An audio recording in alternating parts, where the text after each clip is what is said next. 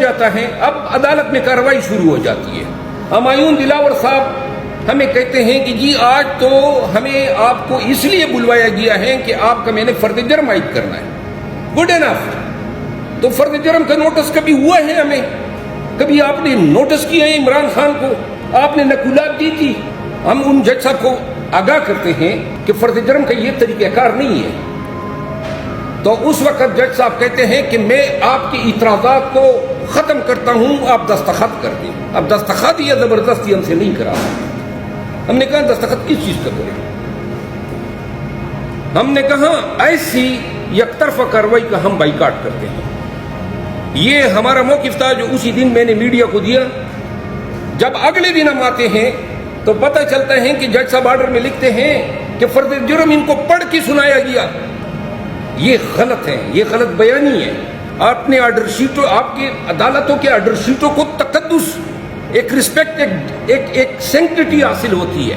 کس طرح order sheet میں ایک غلط بیانی کر سکتا ہے کوئی جج؟ وہ بھی آپ نے کر دیا۔ اس کے بعد یہ مقدمہ جب ان کو تفویض ہوتا ہے، اس سے پہلے یہ 8 مہینے قبل اس پہ ایک اور جج صاحب بھی رہے تھے، لیکن جب سے اس کو تفویض ہوا ہے آج تک لگ بھگ 45 پیشیاں یہ کر چکا ہے، اور وہ بھی روزمرہ، آج سے کل، کل سے پرسوں، اور بلکہ درمیان میں تو گھنٹے کی حساب سے شروع ہو گیا تھا کہ 12 بجے کے بعد میں 1 بجے شروع کروں گا، پھر جمعے کی نماز کے بعد چھٹی کے وقت بھی کروں گا۔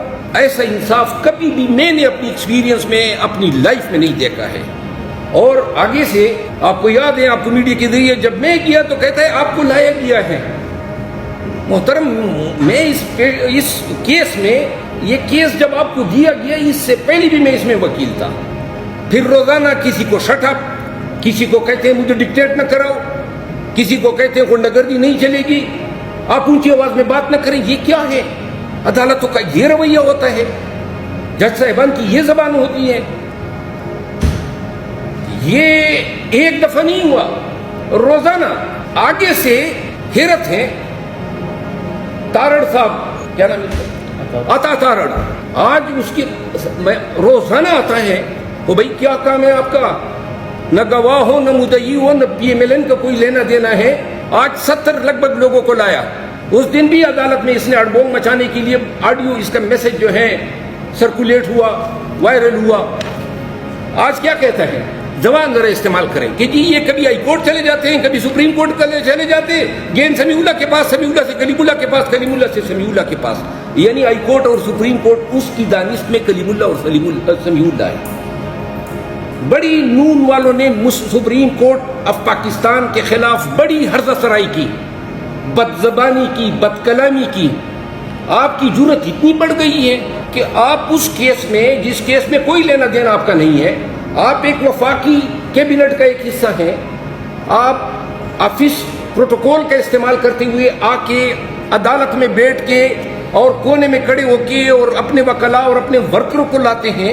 آج بھی نعرہ بازی ہوئی، بڑی مشکل سے وکلاء آپس میں لڑتے رہ گئے، بھائی کیوں آ رہے ہو؟ آپ کے لیڈروں کے ٹرائل ہوں گے، آپ یہ رواج رکھنا چاہتے ہیں کہ نواز شریف آئے گا، اگر وہ آئے، جس کا آنے کا امکان نہیں ہے، لیکن اگر وہ آئے گا تو آپ کس طرح کہہ سکتے ہیں کہ پی ٹی آئی کے وکلاء نہ آئے؟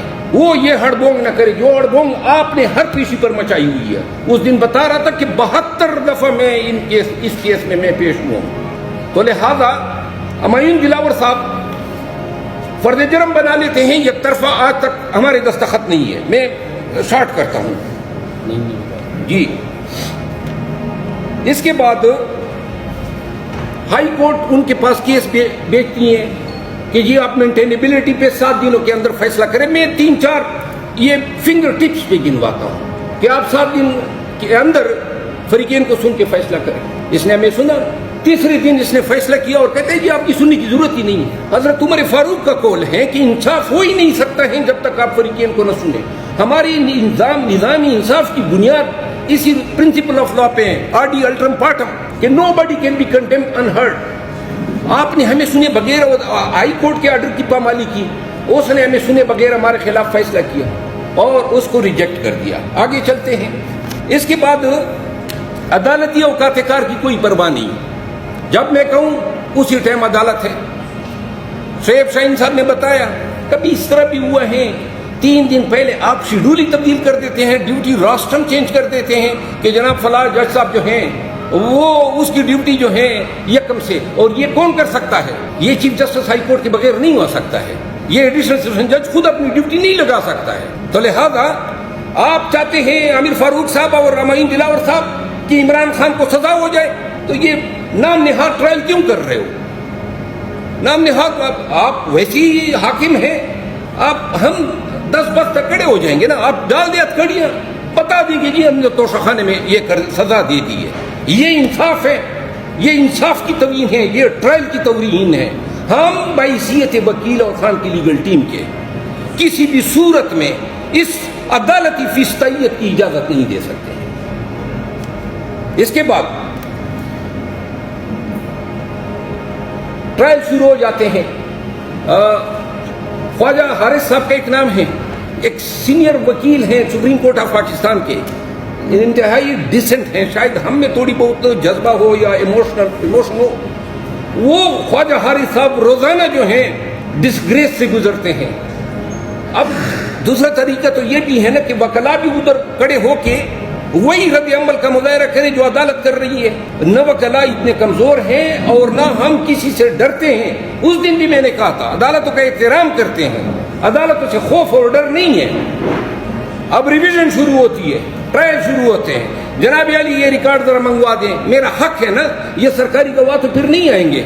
الیکشن کمیشن نے مجھ پہ الزام لگایا ہے, نہیں یہ آپ کی درخواست مسترد. جناب علی مہربانی فرما کہ یہ گواہ کہہ رہے ہیں کہ یہ بات اس طرح ہے, فلاں ریکارڈ اس کا حوالہ دیا ہے, یہ ریکارڈ ذرا طلب تو کروا دیں. ریجیکٹ. ہم اسے کہتے ہیں کہ محترم یہ سوال میں کرنا چاہتا ہوں, نہیں آپ سوال بھی نہیں کر سکتے ہیں.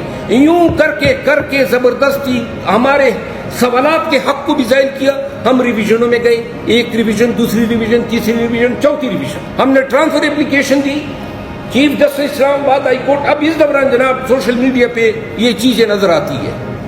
چیئرمین پی ٹی آئی کے مذہب کا خیز خاکے اور 2014 سے ہیں. اس دن چیف جسٹس صاحب اس کو بچانے کے لیے کیا کر رہے ہیں, وہ کہتے ہیں میں ایف آئی اے کو بیچتا ہوں. کیا چیز آپ ایف آئی اے کو بیچ رہے ہیں؟ 2014 سے 2023 تک اس کے ٹائم لائن پہ ہے. اس وقت اس نے اپنی اکاؤنٹ کو لاک کیا جب یہ چیزیں منظر عام پہ آئی. تو 2014 سے لے کر 2030 تک انہوں نے ڈیلیٹ کیوں نہیں کیے؟ آپ نے ڈیلیٹ نہیں کیے. پھر اس میں سے بہت ساری پوسٹیں تو آپ کی اپنی تھی, کچھ اور نے آپ کے ٹائم لائن پہ لگائی تھی, لیکن وہ جو آپ کی اپنی تھی اس کا آپ کیا کہیں گے؟ پھر آپ تردید کر دینا کہ یہ پوسٹیں میں نے نہیں لگائی تھی. فیس بک اکاؤنٹ تو میرا ہے, لیکن بھائی فیس بک اکاؤنٹ بھی آپ کا ہے. میرے اکاؤنٹ پہ اگر کوئی خدا نخواستہ توہین رسالت کا پوسٹ لگاتا ہے, میں ملزم ٹھہرایا جاؤں گا نا. مجھ سے پوچھا جائے گا نا کس طرح میں نے اس شخص کو یہ اجازت دی کہ میری ٹائم لائن یوز کرے. آپ نے اپنے اس شخص جو ایکیوز ہے آپ کی عدالت میں, آپ نے وہ ٹائم لائن پہ وہ تمام لغویات ڈال دی, مغلظات ڈال دی, تضحیک امیز خاکے ڈال دیے, اور آپ منصف بیٹھے ہوئے ہیں. اور یہ چیزیں لے کے ہم گئے وہاں ہائی کورٹ.